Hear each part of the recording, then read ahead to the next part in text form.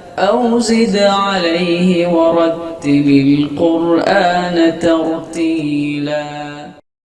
بسم الله الرحمن الرحيم. السلام عليكم ورحمة الله وبركاته. الحمد لله والصلاة والسلام على خير خلق الله وعلى آله وصحبه ومن والاه وبعد. Ikhwah dan akhwat, saudara-saudara sekalian yang dirahmati oleh Allah Subhanahu wa taala. Alhamdulillah, di hari yang keempat dari bulan suci Ramadan, kita kembali melanjutkan materi pembahasan kita tentang syarah matan Tuhfatul Atfal. Dan bulan suci Ramadan adalah bulan yang mana Al-Quran itu diturunkan, maka sepatutnya bagi kita untuk memperbanyak menyibukkan diri dengan membaca dan mempelajari, mentadabburi ayat-ayat Allah Subhanahu wa taala. Maka termasuk hal yang baik ketika kita menyebutkan diri kita untuk saling mengajarkan Al-Quran di bulan suci Ramadan, karena begitulah Jibril alaihissalam ketika datang bulan suci Ramadan, dia datang kepada Nabi sallallahu alaihi wasallam yudarisuhul Quran, ya, mengulang kembali atau merajaah kembali Al-Quran. Semoga dengan kegiatan-kegiatan seperti ini kita juga bisa mengambil manfaat dan mengambil atau mendapatkan amalan atau pahala di sisi Allah Subhanahu wa taala. Baik, ikhwah dan akhwat sekalian, saudara-saudari sekalian yang dirahmati oleh Allah Subhanahu wa taala. Pada pertemuan-pertemuan yang lalu kita sudah masuk kepada bab nun sukun dan tanwin. Dan alhamdulillah kita sudah mengambil 3 hukum dari hukum nun dan tanwin. Yang pertama adalah izhar, dan kita sudah jelaskan apa itu izhar, apa namanya izhar, ya, huruf-hurufnya apa saja, dan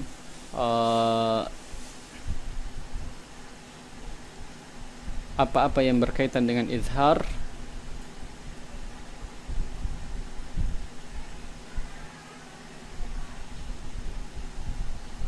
Dan apa-apa yang berkaitan dengan izhar kita juga sudah jelaskan. Kemudian setelah itu kita masuk kepada idgham. Kita juga menjelaskan apa itu idgham, apa hurufnya, apa-apa pembagian idgham dan penyebab idgham dan seterusnya. Begitu pula pada hukum iklab kita juga sudah jelaskan, ya. Terakhir pada pembahasan ini atau pembahasan tentang nun sukun dan tanwin adalah hukum al-ikhfa, ya, hukum al-ikhfa. Di sini kata Sulaiman Al-Jamzuri dalam matannya, "War-rabi'ul ikhfa'u 'inda al-fadili min al-hurufi wajibun lil-fadili fi khamsatin min ba'di 'ashrin ramzuha fi kilmi hadzal baiti qad dammantuha صف ذا ثنا كم جاد شخص قد سما دم طيبا زد في تقى ضع ظالما." Jadi ini bait-bait, ya, matan Tuhfatul Atfal yang menjelaskan tentang al-ikhfa, ya. Kata Sulaiman Al-Jamzuri, "War-rabi'ul ikhfa'u 'inda al-fadili." Dan hukum yang keempat tentang nun sukun dan tanwin adalah al-ikhfa. Ya, nanti kita akan jelaskan apa makna dari al-ikhfa. Indal fadili, ya, bagi huruf-huruf al-fadil. Al-fadil adalah suatu kelebihan, suatu az-ziyadah.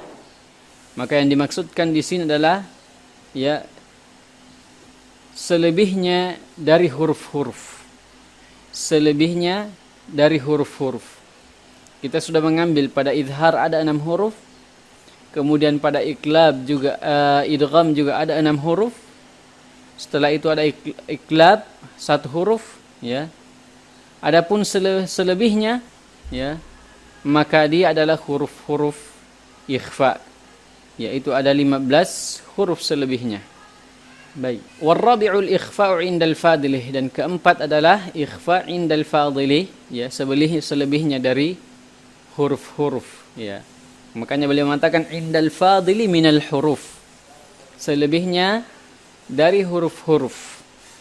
Wajibun lil fadili, ya, wajibun lil fadili, hukumnya wajib bagi al-fadil. Al-fadil yang kedua beda dengan al-fadil yang pertama, ya. Kalau al-fadil yang pertama adalah selebihnya dari huruf-huruf, namun al-fadil yang kedua adalah para qurra, ya, atau orang-orang yang senantiasa membaca Al-Qur'an.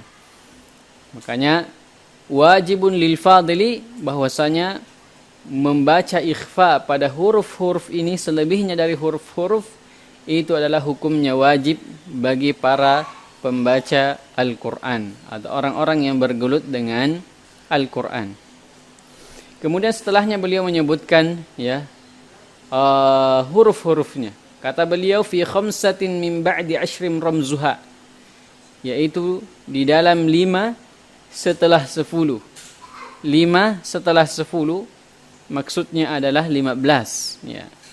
Ramzuha, rumusnya, ya. Jadi ini adalah bahasa Indonesia rumus, ya, ramzuha.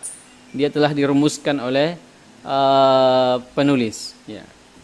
Fi kilmi hadzal baiti qad dammantuha, yaitu di dalam bait-bait ini, kata beliau, saya telah merangkumnya.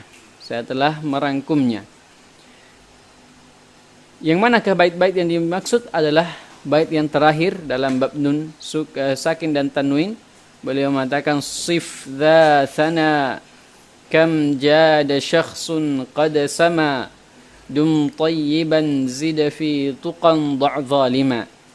Jadi setiap huruf di awal kata ini dia adalah merupakan huruf-huruf ikhfa. Sif berarti sad, dha adalah huruf dzal, sana huruf sa, kam adalah huruf kaf, jada ini dia huruf jim, syakhsun huruf shin, qad huruf qaf, sama, ya, huruf sin, dum huruf dal, tayyiban huruf ta, zida huruf zai, kemudian fi huruf fa, tuqan huruf ta, da' huruf dad, zalima huruf adza. Maka ini semua jumlahnya ada 15 huruf. Maka inilah huruf-huruf ikhfa. Baik. Sekarang kita beralih kepada penjelasan atau syarah dari hukum ikhfa. Baik, yang pertama tentang hukum ikhfa adalah pengertian ikhfa secara bahasa, ya, pengertian ikhfa secara bahasa.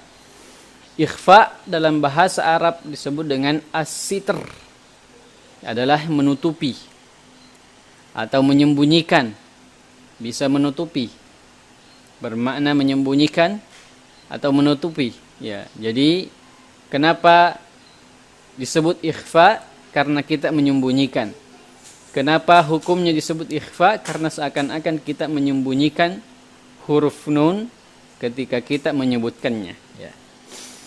Adapun istilah di dalam ilmu tajwid yang disebut dengan ikhfa adalah, ya, an-nutqu biharfin, yaitu mengucapkan huruf arin anit tasydid, ya, tanpa ada tasydid, ya, arin anit tasydid, tanpa ada tasydid, ala sifatin bainal izhari wal idgham, dan dia sifatnya antara izhar dan idgham. Dia tidak dibaca jelas dan juga tidak dimasukkan, ya. Ma'a baqa'il gunna fil harfil awal, serta disertai dengan gunnah pada huruf yang pertama, yaitu pada huruf nun. Jadi kita mengucapkan huruf setelah nun ya tanpa ada tasydid. Kemudian nun ini antara izhar dengan idgham disertai dengan sifatnya, yaitu al-gunnah ya. Maka itulah disebut dengan ikhfa. Hurufuhu ya, adapun hurufnya telah disebutkan tadi di dalam bait di bawah ya, sif dha thana kam jada syakhsun qad samadum tayyiban zida fi tuqan dha zalima. Maka ini semua huruf-huruf ikhfa.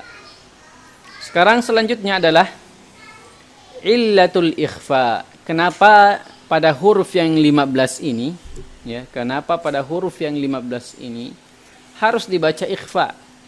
Kenapa tidak dibaca idgham?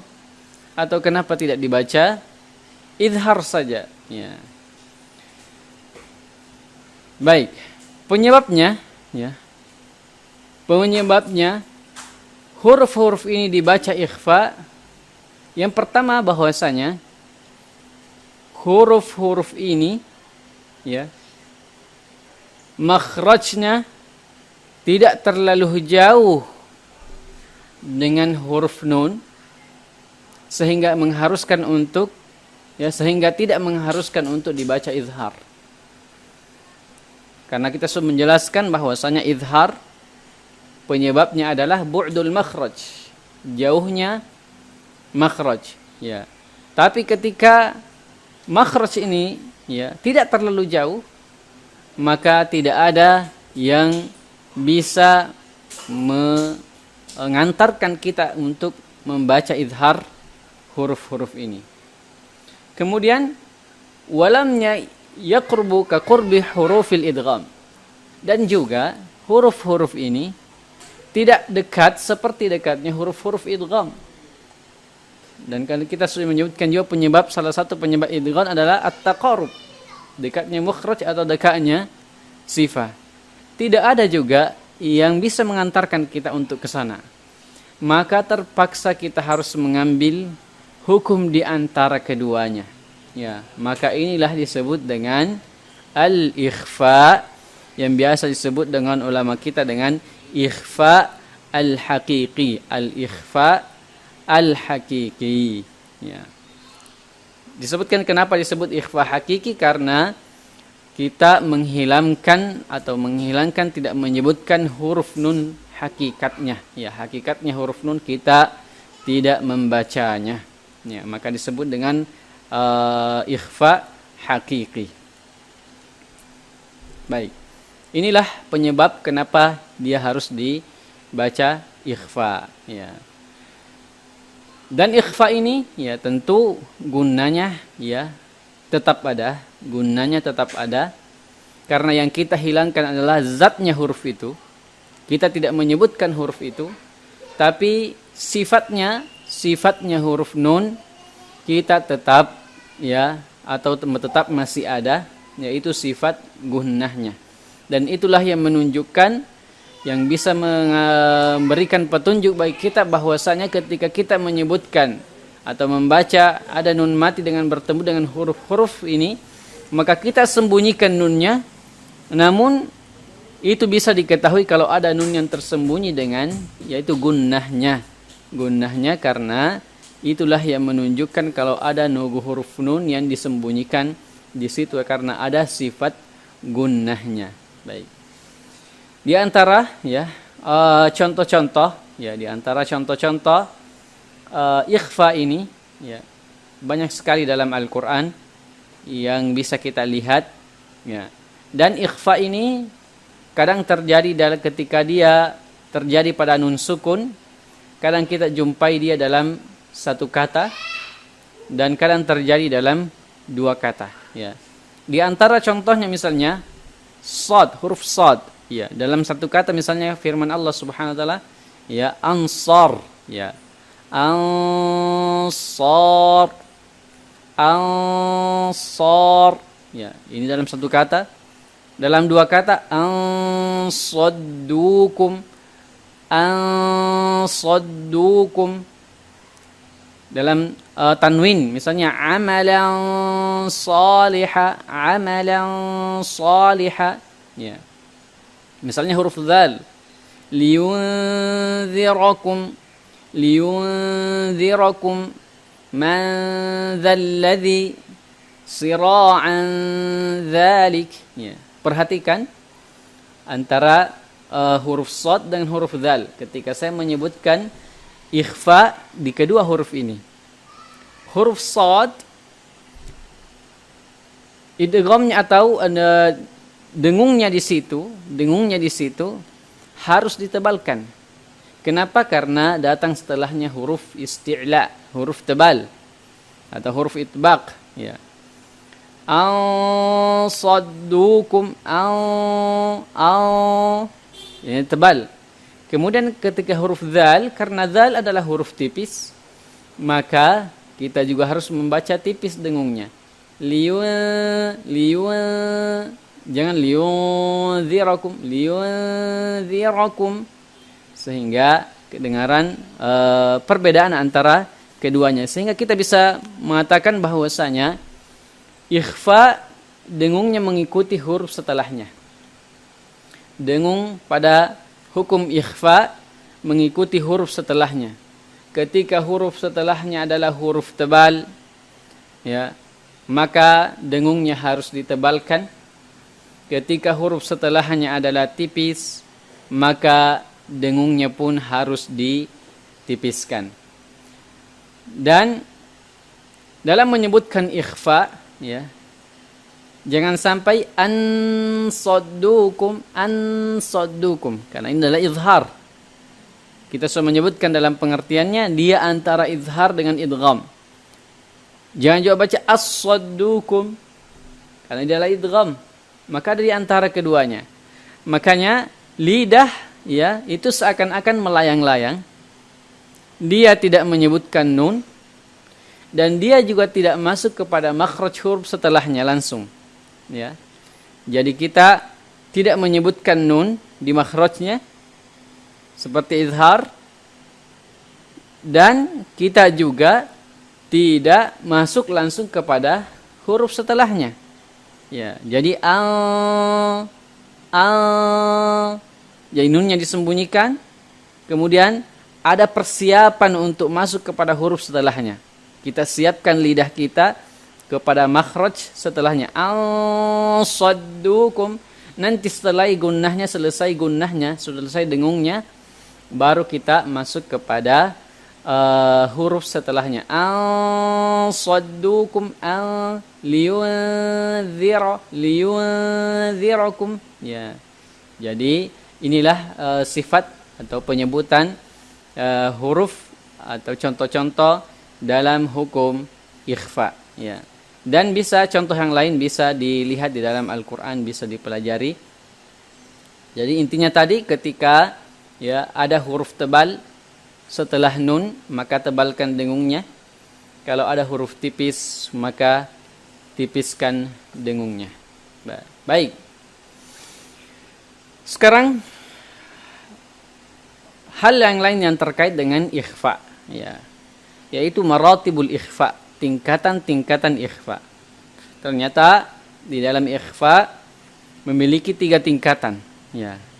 Ada 3 tingkatan di dalam ikhfa.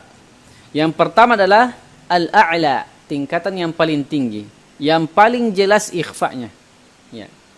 Yang paling jelas ikhfanya itu terdapat pada 3 huruf, ya.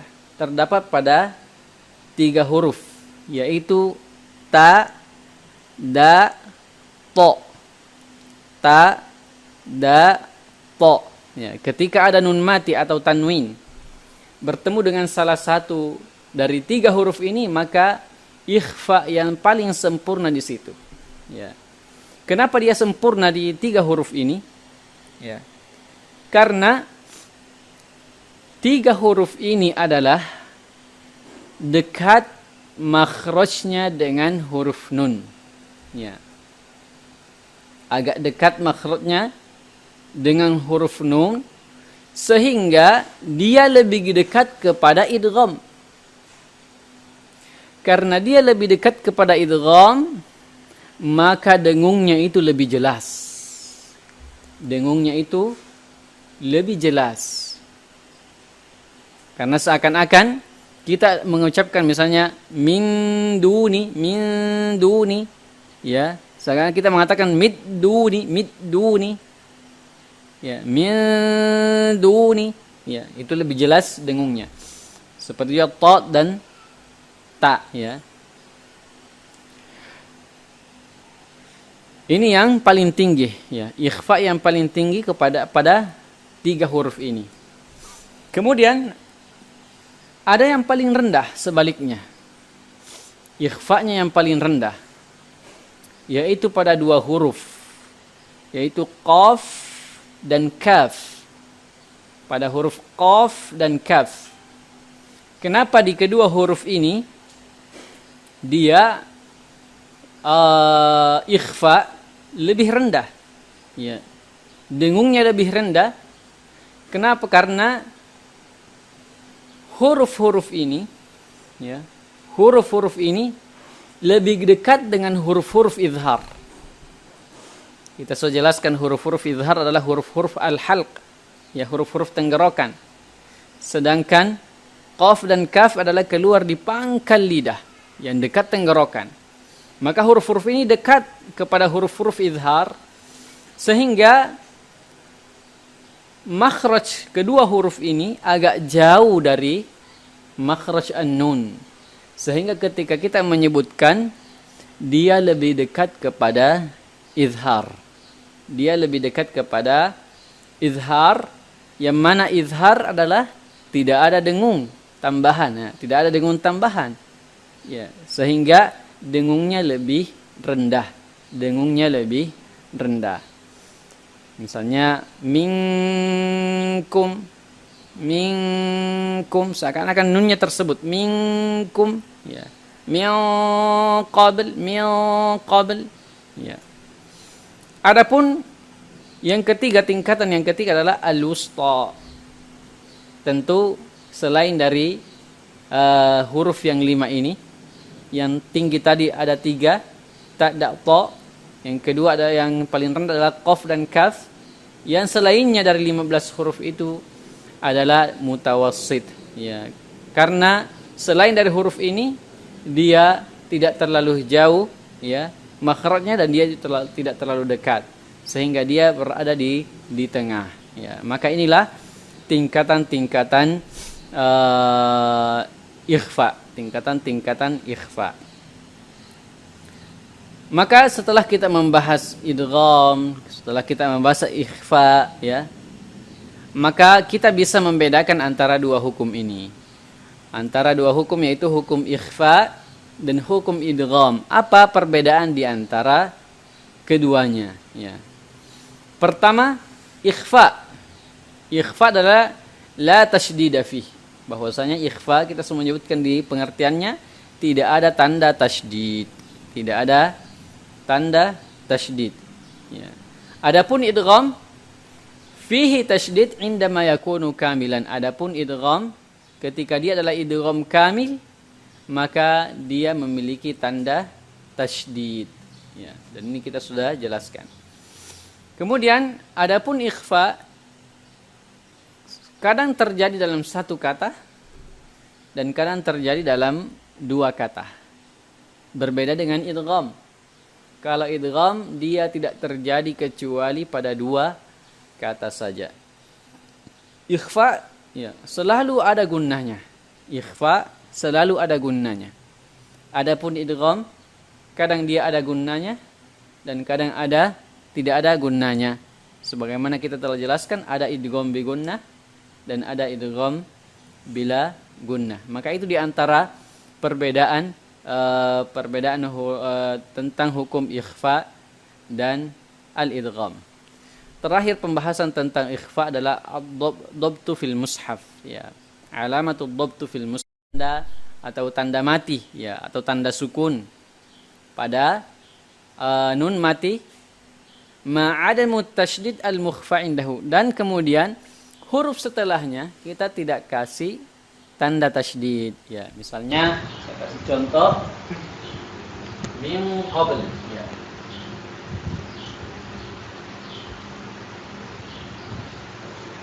Di dalam mushaf tidak ada tandanya nun ini, kosong dari tanda ya.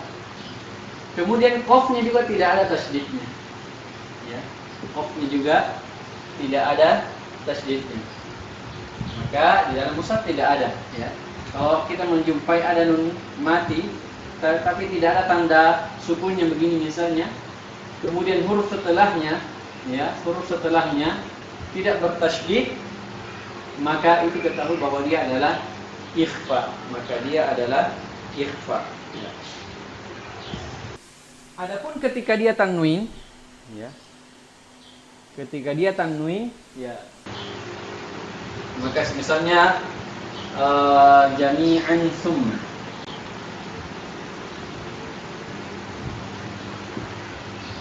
jami'an summa ya. Jami'an summa tandanya dia tatabu ya, tanda tanwinnya tatabu ya. Kalau izhar kan dia lurus ya, tarokub namanya. Kalau ini tatabu jadi agak menyerong sedikit, sama dengan idgham, sama dengan idgham. Namun tidak ada tanda tasydid di sini dan tidak ada tanda tasydid pada huruf yang setelahnya ya. Misalnya kalau yang dhammah ya, alimun qadir, alimun qadir. Munnya seperti ini, tatabu ya. Kemudian qafnya tidak ada tanda tasydidnya. Maka begitu pula kasrah ya, seperti pada fathatain, begitu pula pada kasratain. Baik, ini alamatnya di dalam mushaf. Maka selesailah kita tentang pembahasan nun sukun ini ya. Maka kalau kita mau simpulkan dari awal dari pembahasan nun sukun dan tanwin ya, maka kita bisa membagi misalnya ahkam an-nun as-sakinah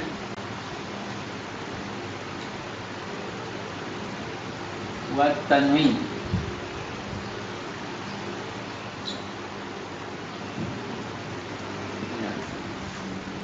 Ini terbagi menjadi 4 hukum ya. Yang pertama adalah izhar.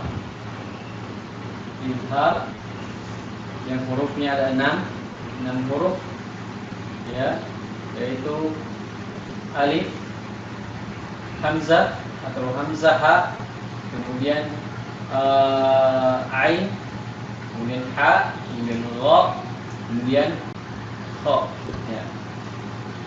Kemudian yang kedua adalah idgham. Idgham dan dia terbagi menjadi 2, bi gunnah ya, bila gunnah. Ya, bi gunnah hurufnya yanmu. Ya. Yanmu. Bila gunnah hurufnya lam dan ra. Lam dan ra. Kemudian yang ketiga adalah iqlab. Iqlab hurufnya cuma 1, yaitu huruf ba. Kemudian yang terakhir adalah ikhfa ya. Hurufnya adalah ada 15. Sikda sanaka menjadi syakhsun pada sama duntai dan zidati itu kan dhalima. Maka inilah ringkasan hukum nun dan tanwin. Maka dengan selesainya ikhfa ini, maka kita juga sudah selesai tentang pembahasan ahkamun nun sakinah wa tanwin. Sekarang kita akan masuk kepada bab setelahnya ya. Jadi kita sudah selesai dari nun sukun dan tanwin. Bab setelahnya adalah bab yang sangat singkat yang disebutkan oleh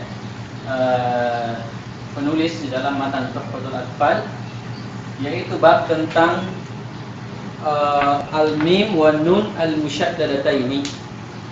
Al-mim wan nun al-musyaddadataini, yaitu bab tentang nun dan mim yang bertasydid. Ya. Karena kita sudah mengeluarkan dulu ya pada hukum nun, ya, pada hukum nun bahwasanya dalam pembahasan nun sukun dan tanwin, nun yang bertasydid tidak masuk. Ya, nun yang bertasydid tidak masuk, maka dia memiliki pembahasan tersendiri, ya. Baik, sekarang kita baca apa yang ditulis oleh muallif di sini. Beliau mengatakan al-mim wal nun al-musyaddadataini. Bab tentang mim dan nun yang keduanya bertasydid. Wa gunna miman thumma nunan syuddida wa sammi kullan harfa gunnatin bada. Ya. Kata beliau wa gunna miman, dan dengungkanlah huruf mim. Thumma nunan, kemudian nun, begitu pula huruf nun. Syuddida, jika keduanya bertasydid. Jika keduanya bertasydid. Wasammi kullan, dan namakanlah ya kedua huruf ini harfa gunnatin bada, yaitu huruf gunnah yang jelas. Makanya kedua huruf ini adalah huruf mim dan nun disebut dengan huruf gunnah, ya, harful gunnah, atau biasa juga menyebutnya dengan harf aghan. Harf aghan karena dia memiliki sifat yaitu gunnah yang merupakan suara keluar sebagian di hidung, ya, suara yang keluar sebagian di hidung.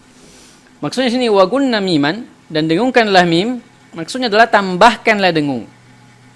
Tambahkanlah dengung pada huruf mim dan nun. Kenapa ditambahkan? Karena asal kedua huruf ini memang dia memiliki sifat gunnah, ya, maka perlu untuk ditambahkan. Sehingga sebagian mengatakan ditambahkan 2 harakat, walaupun sebenarnya ini adalah tidak ada contoh dari para pendahulu-pendahulu kita tentang harokat-harokat ini.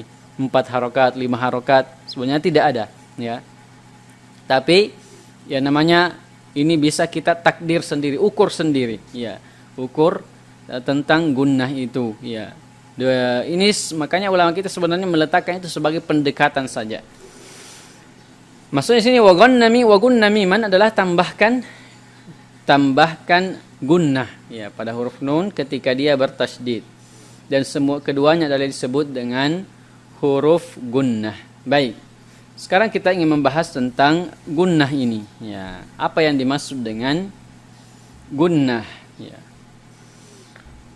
Yang pertama yang perlu kita ketahui, gunnah ini adalah min sifatin khassa lin nuni wal mim. Gunnah ini adalah sifat yang khusus pada 2 huruf saja, yaitu pada huruf nun dan mim, ya. Dan inilah diantara khususiyatu Al-Quran, yaitu dengan adanya dengung-dengung ini, tambahan dengung, termasuk khususan Al-Quran. Kenapa? Karena kalau orang berbicara biasa, ya, dia tidak perlu mendatangkan dengung, ya. Atau kalau dia berbicara manjaa ba'da dzalik, ya, manjaa ba'da, tidak perlu mengatakan manjaa ba'da dzalik, ya. Tapi ketika kita membaca Al-Quran harus ada itu, harus ada dengungnya. Seperti juga mudud. Mudud juga adalah termasuk khususan Al-Quran. Karena mudud hanya dibaca ketika membaca Al-Quran, adapun ketika berbicara biasa, manjaa ba'da dzalik, kita memanjangkan manjaa ba'da dzalik, ya. Karena itu hanya berlaku di dalam Al-Quran. Kemudian wa takhsisul gunna fi halati tasydid li'anna kamalul gunna fi halati tasydid, ya. Kenapa di sini penulis mengatakan wa gunna miman thumma nunan syuddida, padahal sebelumnya telah membahas juga nun sukun, Ya, kenapa mengatakan dan dengungkanlah, ya. Dan dengungkanlah pada mim dan nun ketika dia bertasydid, karena kesempurnaan gunnah itu, sempurnanya gunnah itu terjadi ketika dia tasydid. Ya, makanya nanti kita akan sebutkan tingkatan-tingkatan gunnah, maratibul gunnah, dan tingkatan yang paling tinggi adalah ketika dia bertasydid. Memang dia adalah sempurna, ya, sempurnanya gunnah itu ketika dia bertasydid. Dan gunnah adalah suara yang keluar ke hidung. Makanya kalau kita menyebut huruf nun atau mim, pasti suara ke hidung. An itu ada pengaruhnya ke hidung. Begitu pula mim, am dia ada ke hidung. Beda kalau saya mengucapkan misalnya huruf lain, ada, abe, tidak ada ke hidung. Ya, karena ini adalah sifat yang khusus kepada kedua huruf ini. Baik, sekarang kita lihat tentang maratibu al-idgham. Ya, tingkatan-tingkatan atau tingkatan-tingkatan gunnah. Ya. Baik, kita lihat tingkatan-tingkatan gunnah. Soalnya dalam kalau kita perhatikan buku tajwid, ada perbedaan di antara ulama tajwid tentang tingkatan gunnah ini. Namun itu perbedaan karena ada yang merinci, ada yang menyebutkan secara umum saja. Ya. Jadi umumnya adalah gunnah, ya, al-gunnah ala salasati maratib. Ya. Gunnah itu terdiri dari 3 ya, tingkatan. Ini yang umumnya, ya. Akmalul gunnah. Yang pertama adalah akmalu al-gunnah. Gunnah yang paling sempurna. Ya. Gunnah yang paling sempurna. Kapan gunnah itu sempurna? Yaitu pada 2 keadaan. Pada 2 keadaan. Yang pertama adalah ketika bertasydid. Indah at-tasydid.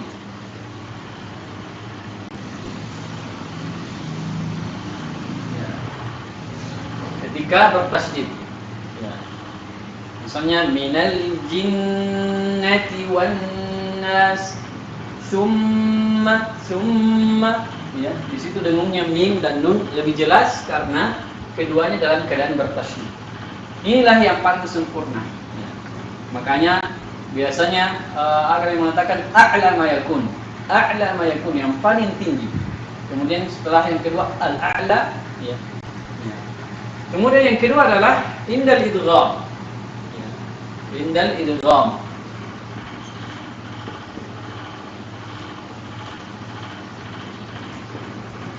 Tentu idgham bigunnah, ya, yang dimaksudnya adalah idgham bigunnah dengan idgham kamil.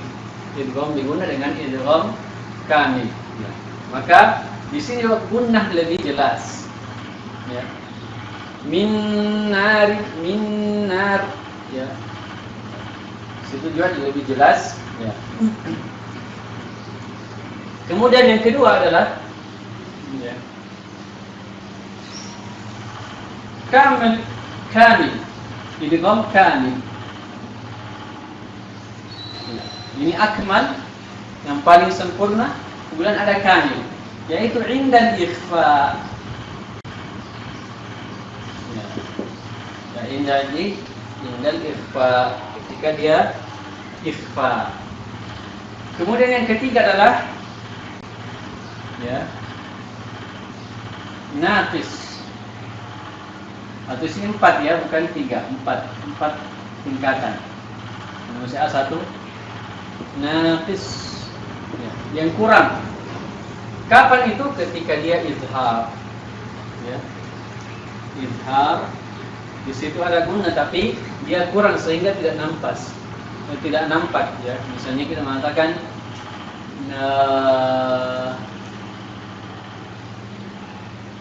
min khairin min khairin. Setelah dengungnya cuma kurang karena dia dibaca idhar. Kemudian yang terakhir adalah tingkatan yang disebut anqas. Ya, yang paling kurang yaitu ketika ya huruf itu mutaharrika inda at-taharruk. Ya. Ketika huruf itu huruf mim dan nun ini dia dalam keadaan berharokat seperti ma, ya, na, ya. Ini sebenarnya ada karena kita na dan hidung. Ya, itu adalah suara gunnah, cuma dia lebih rendah karena dia berharokat. Ya, maka inilah tingkatan-tingkatan gunnah 4 secara umum, walaupun ada perbedaan mengatakan 6, ada yang dan seterusnya, ada yang mengatakan 5, ada yang mengatakan 6 dan seterusnya. Baik, inilah tentang ya wa gunna miman summa nunan syuddida wa sammi kullan harfa gunnatin bada. Maka inilah yang kita ingin ambil pada pertemuan kali ini. Karena setelah bab ini kita akan masuk kepada bab mim sakin, ya, huruf mim sakinah. Ya, kita akan masuk kepada hukum-hukum mim sakin. Setelah kita mengambil hukum nun sukun, kemudian hukum mim dan nun yang bertasydid, kita akan mengambil lagi pada hukum mim yang sakin atau mati. Dan itulah itu insyaallah kita akan ambil pada pertemuan-pertemuan berikutnya. Saya kira untuk pertemuan kali ini kita cukupkan sampai di sini.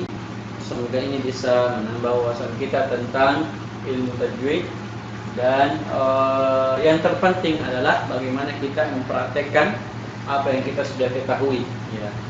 Karena kalau kita tidak mempraktekkan, kadang kita akan bingung yang mana idgham, yang mana ikhfa, yang mana izhar, ya. Tapi kalau sering dipraktekkan, insyaallah ya sedikit demi sedikit akan jelas, oh ini izhar, oh ini idgham, dan ini ikhfa, ya. Baik, saya kira begitu. Subhanakallah wa bihamdik, asyhadu an la ilaha illa anta, astaghfiruka wa atubu ilaik.